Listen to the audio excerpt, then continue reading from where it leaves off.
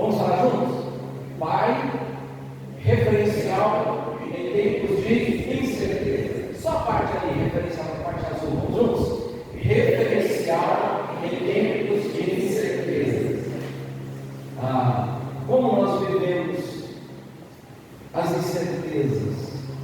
São inseguranças, são situações que nos deixam inseguros, duvidosos quanto ao presente, quanto ao futuro. Há muita insegurança no que diz respeito à saúde. Será que o Covid acabou mesmo?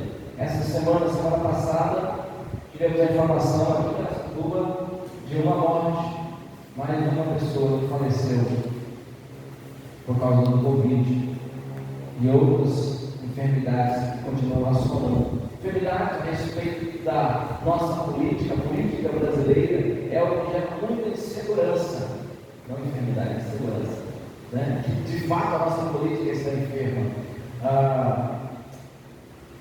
Difícil lidar com isso, difícil discutir a respeito da política nos dias de hoje. E parece que isso não tem nada a ver conosco, mas tem tudo a ver também com nós, como nação, como povo, como cidadão. Segurança a respeito daquilo que os nossos filhos estão aprendendo, estudando, seja na faculdade, seja nas escolas e até mesmo os menorzinhos na creche. Quem são esses profissionais que cuidam, que estão influenciando os nossos filhos? Quem são os professores que vêm com as suas filosofias e ideologias, tentando desconstruir aquilo que os pais durante muito tempo têm tentado construir no caráter, na formação dos seus filhos? Nós vivemos uma insegurança no que diz respeito à violência. Vivemos um país muito violento e nós temos percebido que as pessoas estão cada vez mais violentas. É verdade, existe uma bandeira apontando para as mulheres, mas os homens apanham demais nos dias de hoje também.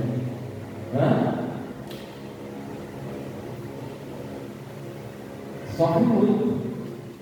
Você quer ver como isso é verdade? Investigue, por exemplo, os casos de abuso sexual de meninas e de meninos. Há um número enorme de meninos que foram abusados. E às vezes na fase adulta resolvem comentar isso, mas como se fala a respeito de meninos que foram abusados? A figura feminina está em pauta.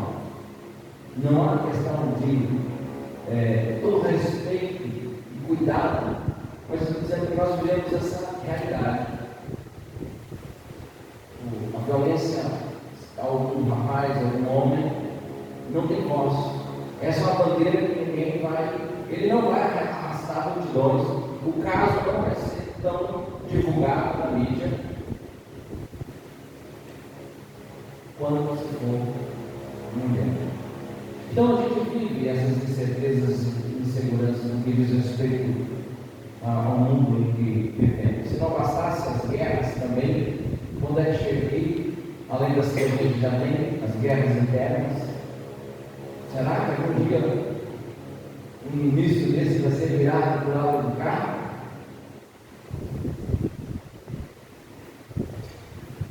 Nos dias de muita instabilidade, quando nós vemos um momento de instabilidade, por exemplo, alguém que está no navio e o navio está balançando muito e a água começa a cair dele, a gente sempre se propõe um lugar de segurança, um lugar onde possa jogar uma âncora para buscar uma estabilidade, um porto que se possa chegar para fugir dessa fúria do mar.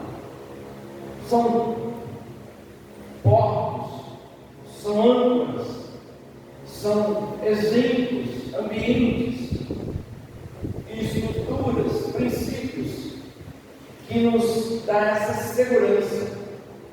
Quando a gente pensa no papel de pai nos dias de hoje, com tanto divórcio e tantas mulheres, como Devaneio mencionou, precisam também desenvolver, cuidar. totalmente, não ser o pai, mas fazer o trabalho que deveria fazer, cuidar. Vivemos no mundo da instabilidade. E diante disso, para onde a gente olha? Nós precisamos de referenciais que possam, como um porto, nos dar segurança diante dessa agitação da vida. E o grande desafio não é apenas a gente buscar um referencial, mais do que isso, é nos tornarmos referenciais em tempos de incertezas. Por isso, me atrevo a pegar para falar de um personagem da Bíblia que pouco se fala. Eu queria ler com os irmãos Mateus capítulo 1, a partir do versículo 17. Mateus 1, verso 17. Sorte de todas, vamos no 16, tá bom? No 16. E Jacó gerou a José, marido de Maria, da qual nasceu Jesus, que se chama Cristo. De sorte que de todas as gerações, desde Abraão até Davi, são 14. Desde Davi até o exílio Babilônia, 14. E desde o exílio na Babilônia até Cristo, 14 gerações. Eu queria ler com os irmãos o versículo 16 de novo. Vamos juntos? Só 16? E Jacó gerou a José, marido de Maria, da qual nasceu Jesus, que se chamava Cristo. Vamos orar mais uma vez? Agora é você que ora.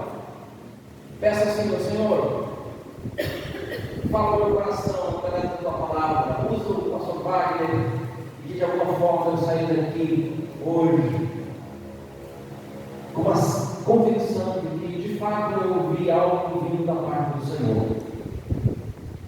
Eu queria convidar você a curvar sua cabeça e orar. Se assim você deseja, peça ao Senhor.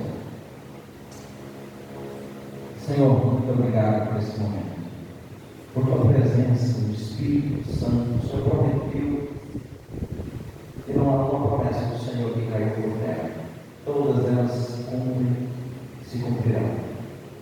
E a promessa do Senhor é que o Senhor ia enviar o Espírito Santo ia nos convencer cada um de nós, convencer o pecador dos seus pecados e juízos. O Senhor é o Espírito que consola, que ministra, que guia, que nos conduz. Dá-nos a tua palavra uma vez nessa noite. Que a tua palavra provoque em nós mudanças poderosas que vão glorificar o teu nome e abençoar vidas. Em nome de Jesus. Amém.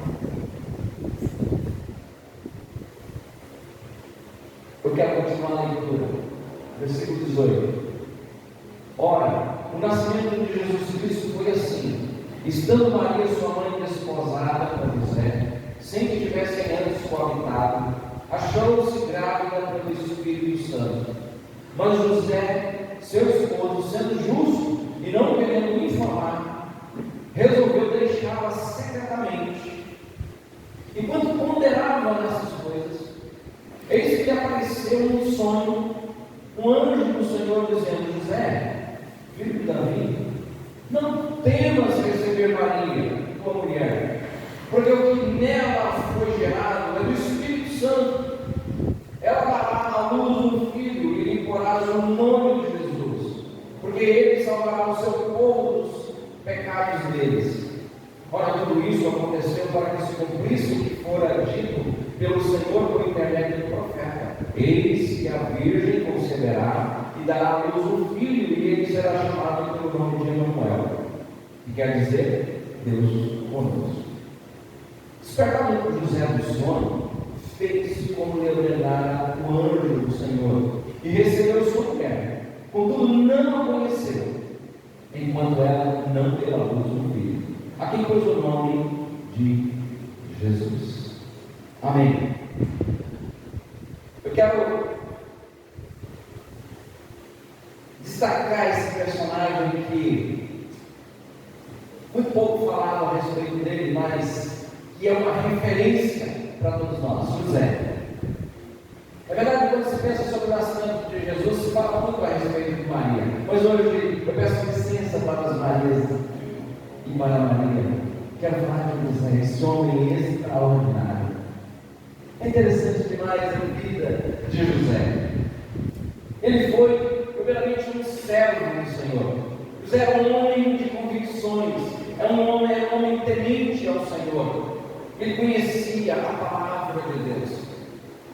E quando Deus veio falar com ele, ele o reconhece, ele tem esse discernimento que aquela palavra vem do Senhor. Um servo do Senhor, um exemplo, um homem que serviu. Só assim ele pode ser um instrumento de Deus para o cumprimento da profecia que a Virgem ia conceder àquele que ia trazer salvação e perdão dos pecados. José, o servo, ele adotou. Interessante essa história. O que acontece? Existiam pelo menos 3 maneiras do casamento se formar entre os judeus nessa época. Primeiro era um contrato, um compromisso era estabelecido entre os pais.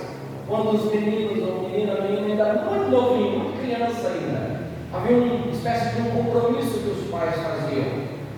Eles entendiam que no período da adolescência, das paixões, as decisões dos filhos corriam risco de não ser coerentes, racionais, muito mais moldado pela paixão, e onde eles poderiam cometer muitos erros. Então os pais já os preparavam desde criança.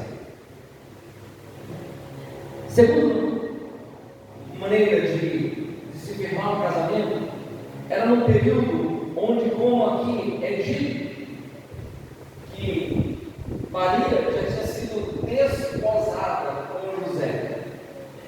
Aqui eles já haviam de fato assumido um compromisso para o casamento, mas não estavam casados ainda.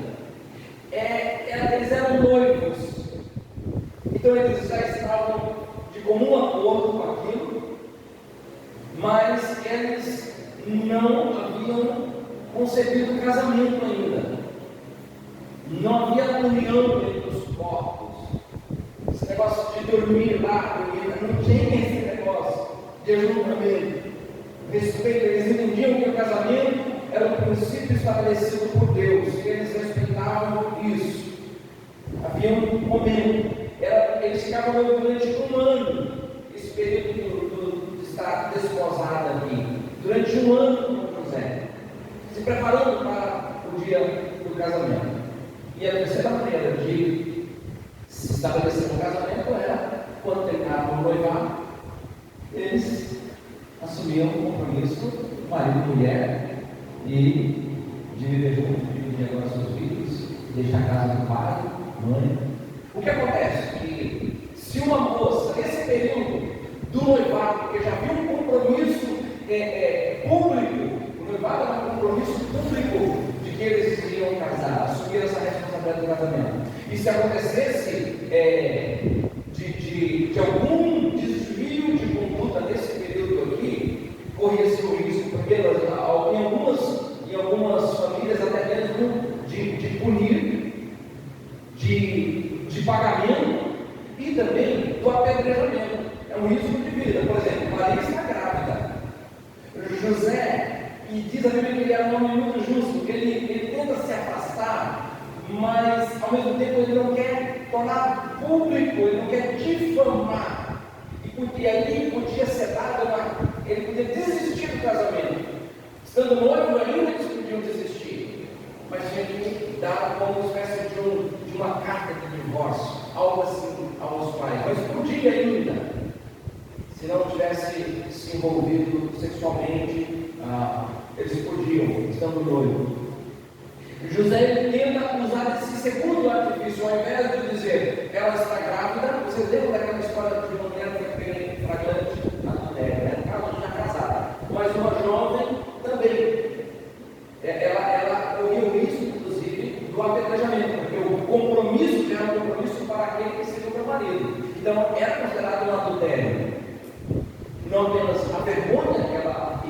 passar o desprezo e corria-se o risco também. Uma situação muito difícil. Não é verdade? Eu sei que eu não sou o pai. Como lidar com isso? Não é fácil para José. José, ele cuida para que essa situação não deixe ela, a sua noiva, numa condição que ia difamá-la. E aí diz o texto, versículo 19, querendo difamar, não querendo difamar, resolveu deixá-la secretamente. Mas aí o Senhor intervém e diz: José, não deixe, porque nela está sendo gerado a obra do Espírito Santo para cumprir a profecia. José era um servo. Inclusive, se você for pensar que toda a profecia bíblica, que Jesus ele vem como o descendente de Davi, toda a profecia bíblica não passa por Maria. É José que é o descendente de Davi. Por isso que eu fiz questão de ler os versículos que antecedem aqui, esse 18, versículo 16 e 17, para você perceber quem é que tem quem é que descende da árvore genealógica aqui, é José e não Maria. Quem vem herdando a genealogia das 12 tribos aqui, lá desde de Abraão, de Isaac, e agora com Davi, ele traz esse nome. As pessoas clamavam a Jesus, filho de Davi. Então quem deixa essa herança de nação não é Maria, é o próprio José. Aquele que vem da raiz de Davi. Fica a pergunta então: qual foi? Maria foi escolhida porque era a melhor para tanto, ou porque estava prometida para o homem certo, ou ambas as coisas? Ela foi escolhida de fato porque, eu quero acreditar nisso, que o caráter dessa mulher é um exemplo, é uma referência. Ela que na sua oração diz: cumpra a tua serva conforme a tua vontade. Faça em mim, Senhor, a tua vontade, não a minha. Dela que vem a salvação. Mas veja-nos a pergunta: José, porque ele era a pessoa certa a ser escolhido. Ele também era um homem misericordioso. Ele resolveu sair de cena para não prejudicar Maria. Ele abriu mão de algo que ele havia desejado, planejado muito e amava. Ele prefere perder do que tratar com desdém, com desprezo, mesmo aquilo que ele não estava entendendo. Ela está grávida, mas ainda assim ele é nobre. E ele prefere sair, agir com misericórdia, do que expor Maria. Porque, de outra forma, como ele poderia também, sem misericórdia, participar, acolher Jesus? José conhecia a lei de Deus, ele conhecia muito bem, ele sabia os riscos que ela e o próprio relacionamento colocando-se em fim correria. Ele também estava plenamente e era plenamente obediente ao Senhor. Ele não questionou quando ele recebeu a ordem do anjo. É interessante, o anjo diz: não a deixe. Ele diz: Senhor, não estou entendendo nada disso. Ele era alguém extremamente obediente ao Senhor. Ele não questiona, não duvida. Parece alguém escolhido a dele, né? Além disso, ele também era alguém respeitoso. O texto diz que ele era um homem justo. E ele compreendeu que estava diante de algo muito sagrado. José, quando ele decide receber Maria, ele sabe que aquilo que ele reconheceu que ele vinha da parte de Deus era algo muito sagrado. Deus confia nas mãos de homens pecadores algo que é muito sagrado.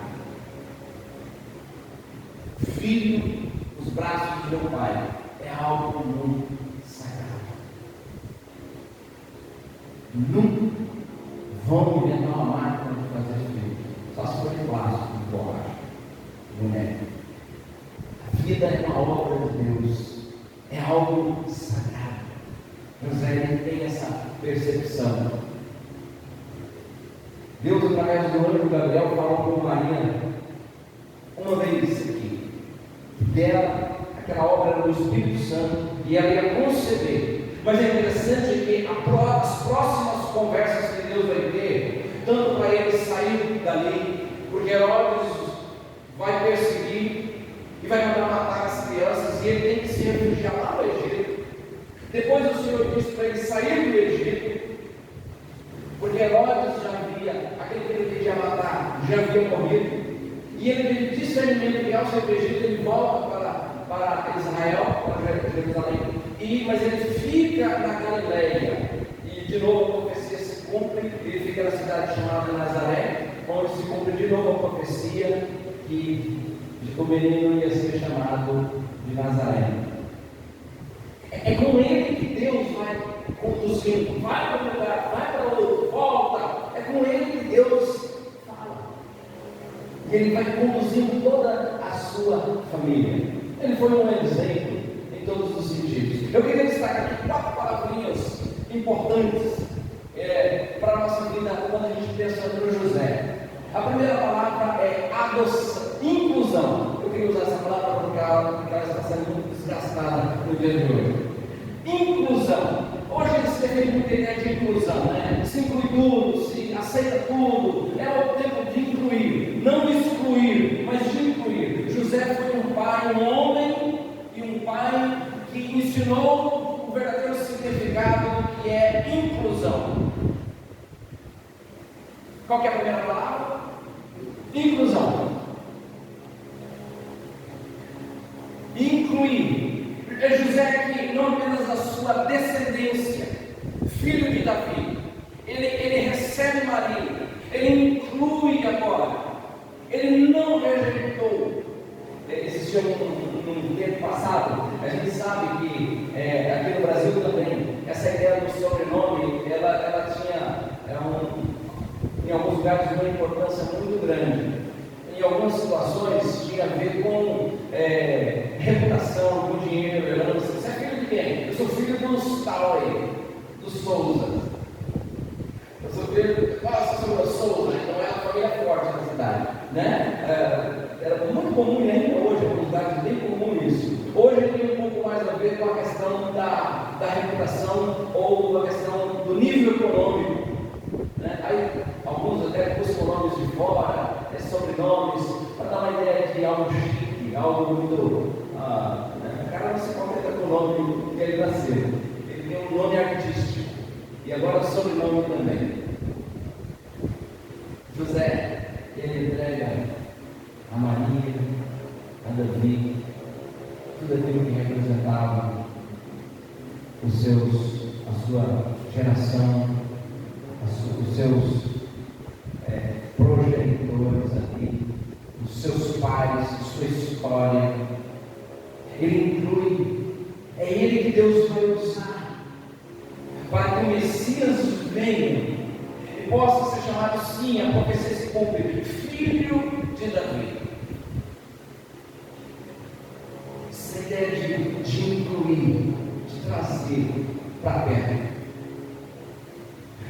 Segunda palavra, submissão. É importante dizer sobre inclusão. Todo tipo de inclusão não vale, não.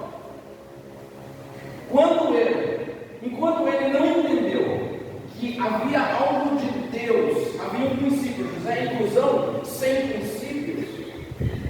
Vamos incluir tudo bem. O cara, ele é assim, ele é bandido, ele é um cara assim, um mau caráter na vida. Mas ele é um cara assim que gosta de fazer maldade com crianças. Mas hoje a moda é incluir, ele precisa ser aceito. E não julgo, não José, ele tem princípios. Essa ideia de inclusão, de qualquer jeito vale, não é inclusão. Eu não posso usar dessa bandeira de inclusão, de que eu não excluo ninguém, aceitando todo tipo de comportamento, de filosofias, de ideias que sejam contrárias à dignidade, à verdade e aos princípios da palavra de Deus. José, quando ele não entendeu que ali era uma obra de Deus, ele estava decidido a deixar quem ele amava, porque ele entendeu que aquele relacionamento estava comprometido agora. Entende? O meu casamento está comprometido. Eu não vou difamar, mas consegue para mim. O cara está apaixonado. Imagina o jovem apaixonado por uma menina, mas ele descobriu que ela tem valores e princípios que estão contrários àquilo que os seus pais ensinaram, contrários às verdades da palavra de Deus. Ele diz: mas eu estou apaixonado. O José da nossa história, ele diz: eu abro mão dela, mas eu não abro mão dos meus princípios. Quando ele aceita Maria, não é que ele estava aceitando qualquer situação. Não, ela estava agora sim. O anjo precisou confirmar, porque ele estava decidido a terminar. O anjo precisou confirmar que de fato aquilo ali era a obra de Deus. E quando ele entendeu que era a obra de Deus, aí ele inclui. Então nós não aceitamos tudo, porque nós somos uma igreja e queremos amar, devemos amar todas as pessoas. Nós amamos todas as pessoas, mas nós não concordamos com todos os comportamentos. Amém, irmãos? Não concordamos com todo tipo de filosofia. Nós temos princípios que cremos. O que nós chamamos de princípios, a sociedade está querendo chamar de outras coisas. Para nós temos princípios, e os nossos princípios baseados na palavra de Deus são absolutos. O que são os absolutos? São verdades que não se mexem. São as verdades, as cláusulas pétreas, né? Que os advogados gostam, eles sabem muito bem. Não, uma cláusula pétrea não se altera, não se mexe, não tem alteração. Os princípios da palavra de Deus, o homem, Deus fez o homem e fez a mulher. Para nós é uma cláusula pétrea. Não é uma questão de aceitar ou não aceitar. É um princípio, e é um princípio que tem um peso de verdade absoluta. O que vem a ser uma verdade absoluta é algo que não vem dos homens, é algo que não pode se mexer. Porque se nós começarmos a querer construir comunidades baseadas na sua opinião, na minha opinião, quem é que está segundo? Quem é o dono da verdade? Ah, mas o fulano disse que é assim que é certo, o outro disse que é assim que é certo. Peraí, onde está a verdade? A verdade é relativa no mundo, não é? Depende do seu ponto de vista. O irmão está vendo esse símbolo aqui num ponto de vista. Ele está vendo num outro ângulo, num outro ponto de vista. Ambos estão vendo a mesma coisa, mas cada um tem um ponto de vista. Então é relativo. O que nós estamos vendo é relativo, depende do ângulo que você tiver. O que é verdade? A verdade é relativa. Para uns, pode. Para outros, certas coisas não podem. Cada um vive no seu quadrado. Então, uma sociedade que vive nesse relativismo é uma sociedade sem fundamentos. Nós precisamos de absolutos. O absoluto não é a verdade do pastor, não é a verdade da igreja, mas é a verdade de Deus que está acima de todos esses. Deus estabeleceu princípios. José é um homem de princípios. Então, incluir envolve princípios. Eu não posso incluir um bandido dentro da minha casa, um cara que matou 3 pessoas e ele é violento, e tem dia que ele acorda assim, se ele acordar com uma pá virada, ele mata quem está perto. Aí você fala assim: não, inclui, seja uma casa acolhedora, leva para tua casa, vai funcionar. Entende? Você pode pensar a ideia da violência desse homem, um assassino, pode dar como exemplo para outras dimensões também da vida, da sociedade. Então não é uma questão de aceitar ou não aceitar ele ou ela. Amamos as pessoas, mas nós temos princípios. E existem princípios que são absolutos, não mexemos na palavra de Deus. As igrejas podem até aderir. Estava discutindo hoje com os irmãos. Algumas igrejas podem até assim: não, nós somos uma igreja, eu vi um convite e falar: não importa o seu segmento, não importa o seu gênero, não importa. Aqui você é bem aceito. Aqui também. Agora, o seu comportamento não vai ser bem aceito. Você é bem aceito. queremos aprender de amar e de ensinar verdades absolutas que valem para todas as pessoas, para toda a vida, que o mundo, ele contaminou. Entende?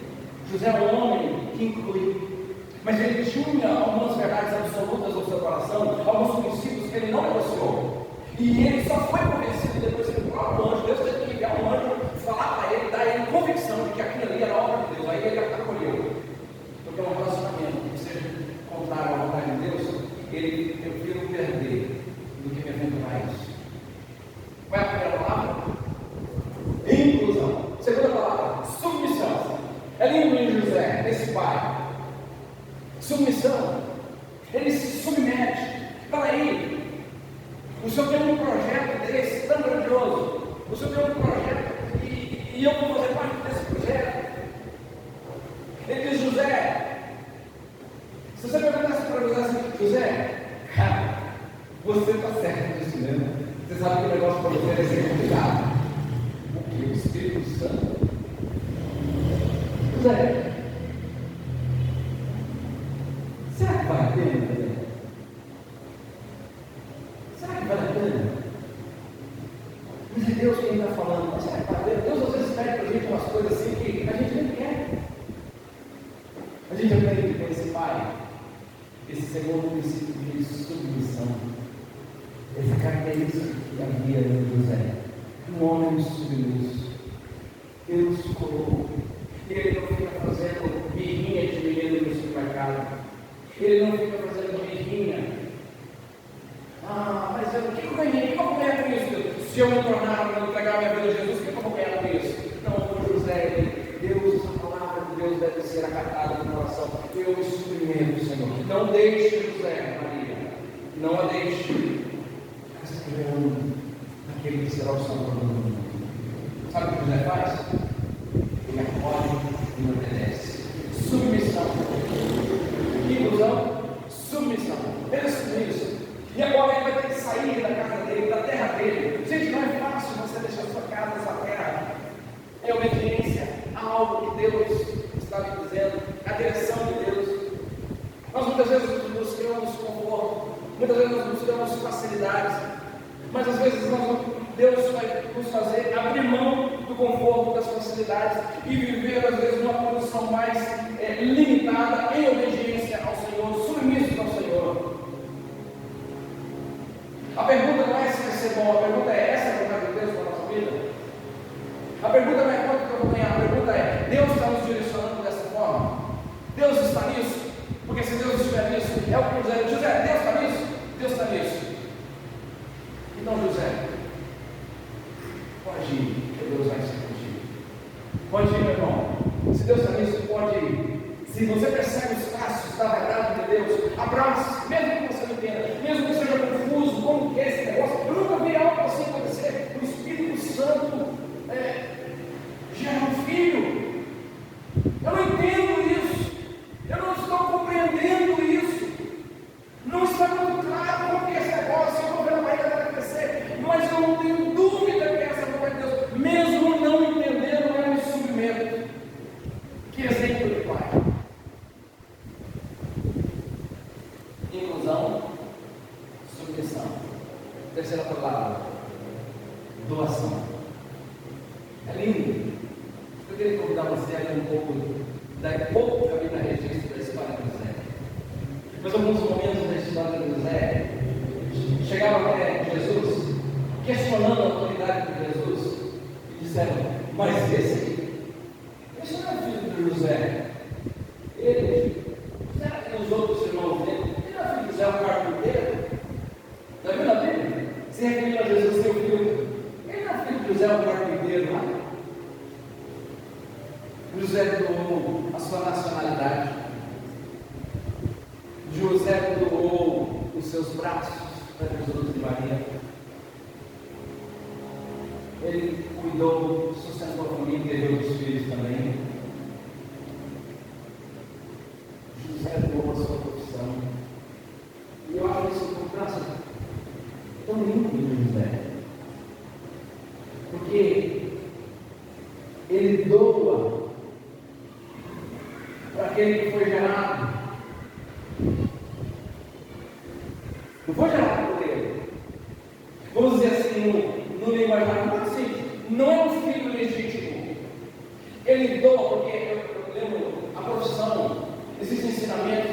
existe a própria profissão, existe algo que ninguém arranca da gente.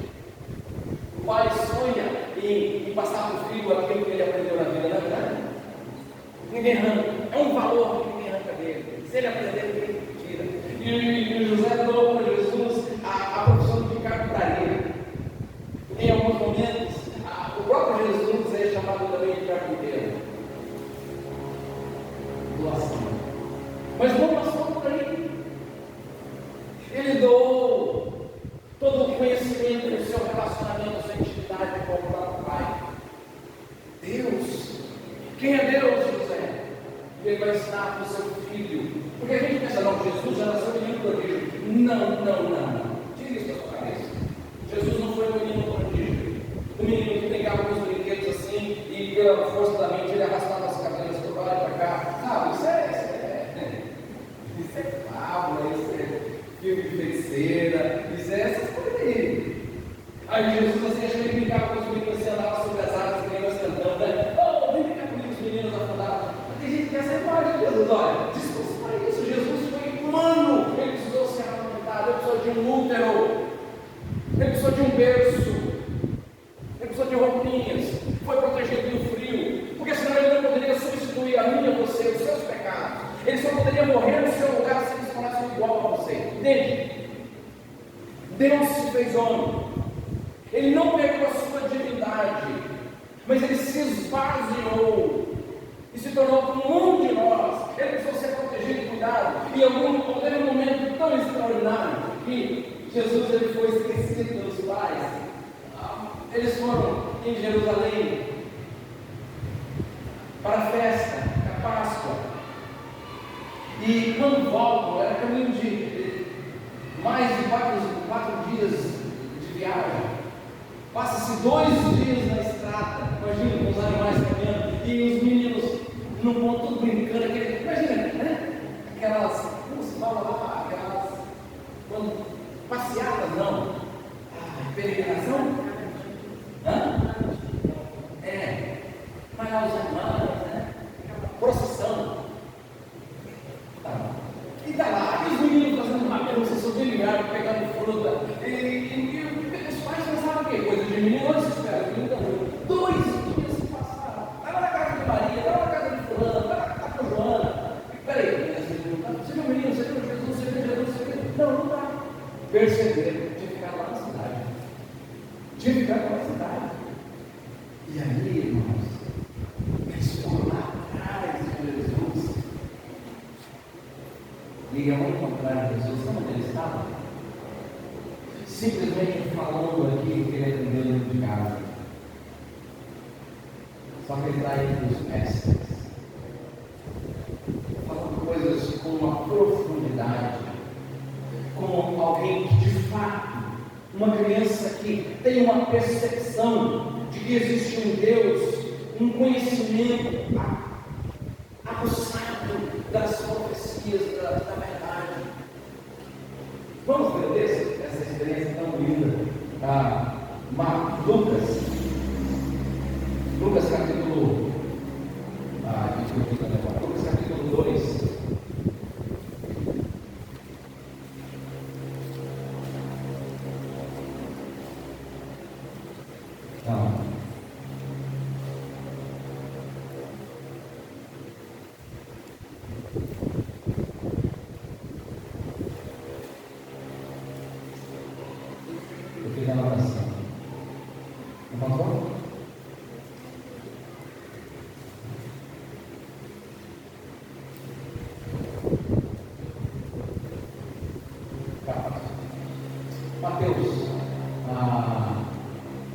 Mateus 2, 22, é isso? Uma pergunta para o Egito. Lucas 2, 48. Isso. 2, 48. Lucas 2, 48.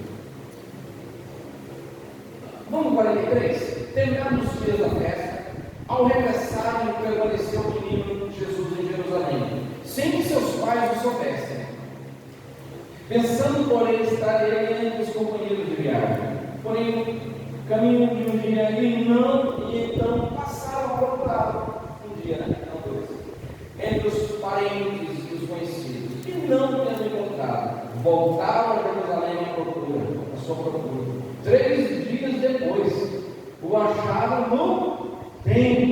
assentado no meio dos doutores, ouvindo-os e interrogando-os.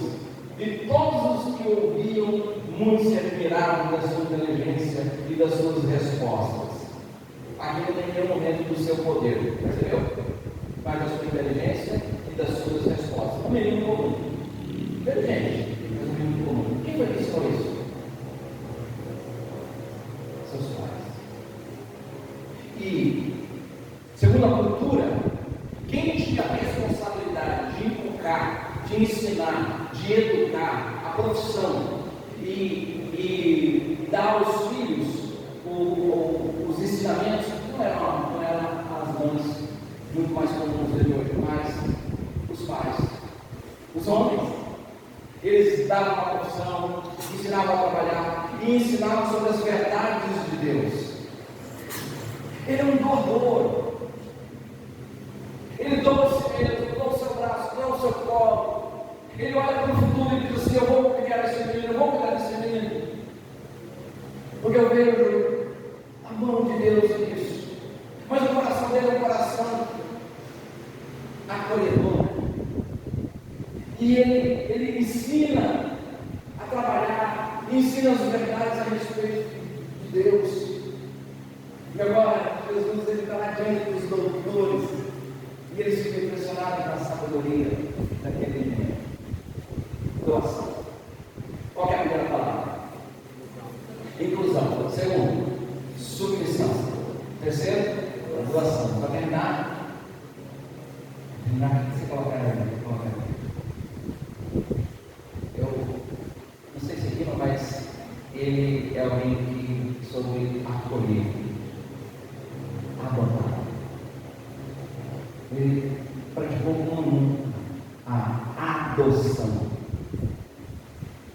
José, ele adotou o filho, com todas as palavras bem claras, o filho que não era seu. Essa capacidade que a gente vê em José. Imagine quantos conflitos e um dos grandes desafios a lidar com essas questões nos dias de hoje. Mas o coração de José era um coração aberto. E a gente percebe pela sua doação a Jesus.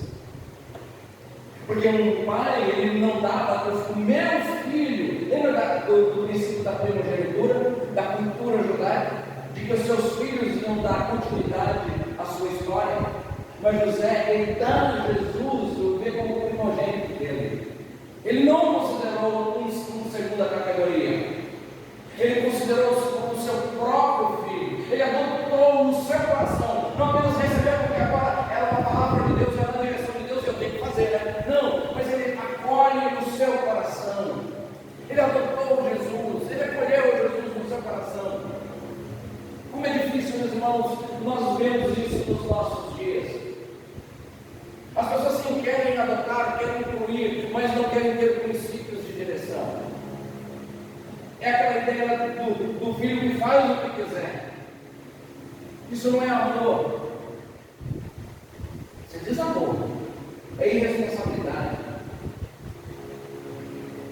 Amar não envolve dar total liberdade para fazer o que quer, mas é conduzir. Vamos acolher pessoas do seu coração. Como está o seu coração? Eu quero contar você para pedir ao Senhor para dilatar o seu coração. Talvez exista alguém na sua família, alguém que você não está se relacionando bem com essa pessoa. Pai, acolha aqueles que são verdadeiramente, acolha nos seus corações, acolha os seus membros, sogras, acolha pessoas novas, que é fácil de ver, é fácil de deixar de lado, acolher o amigo. Esse pai ele não tem preferências, porque ele tem outros filhos, e nós não vemos em nenhum momento na vida de José uma mancha no seu caráter, de que agora, porque Jesus é um ungido, ele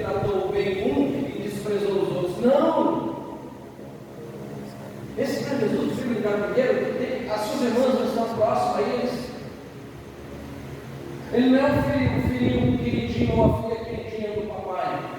Há um tratamento aqui com muita igualdade, com muito amor, entendendo cada um, a personalidade de cada um. Mas José, ele é alguém que acolheu, adotou, ele praticou a adoção como nenhum outro. Que coisa linda desse pai, meus irmãos. Quantos pais precisavam ouvir isso? E ele pratica isso. Às vezes a gente fecha o nosso coração, fecha o coração para um filho que se arrependeu, um filho que voltou, fecha o coração para tantas coisas. Para alguém, nossa igreja, nós podemos ter um coração fechado. Alguém que que não faz parte daquilo que você imaginou, que você poderia abraçar e conviver junto. Daí eu decido me envolver só com alguns tipos de pessoas. E eu vou chamar isso que eu me identifico com algumas pessoas e eu rejeito outros. Isso está cheio das igrejas no Brasil. Existem cadeiras especiais para uns, lugares especiais, cultos especiais que só alguns frequentam. Vai ter um culto aqui que é só para os magnatas, os empresários.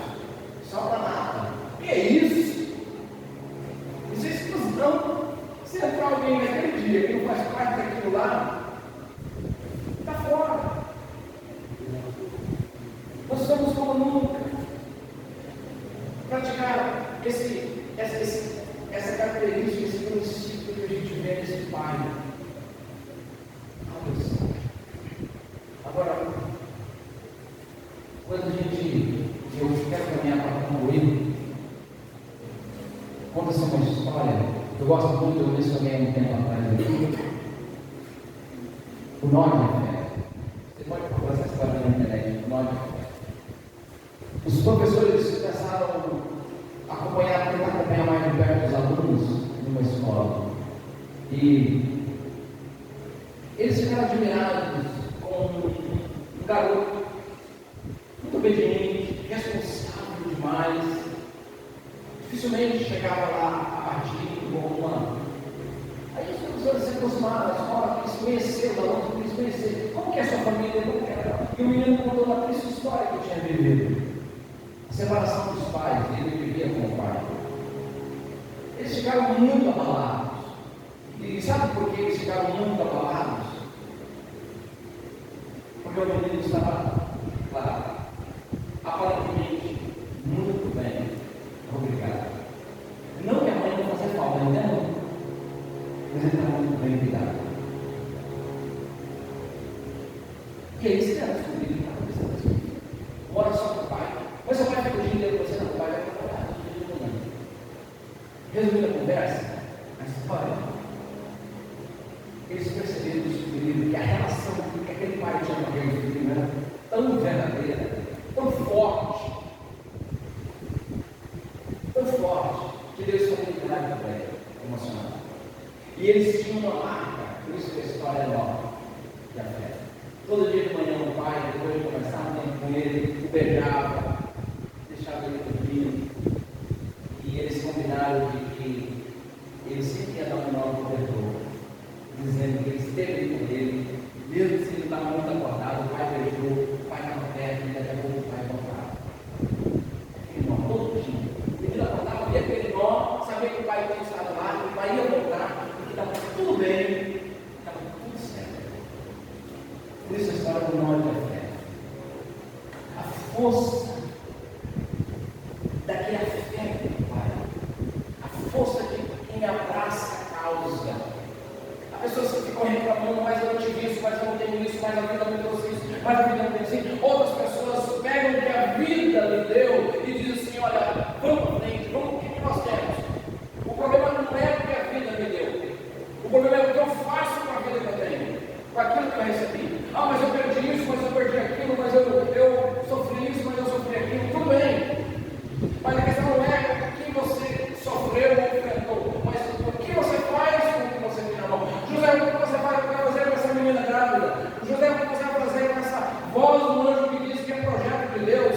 O que você vai fazer com esse menino que vai crescer e você vai passar por situações que você nem imagina, José? Eu abraço isso, responde José. Eu tomo isso como a minha causa. Eu trago ele não para dentro da minha casa, eu trago ele para dentro do meu coração. Ele é meu agora, é o meu filho, é meu, é minha causa.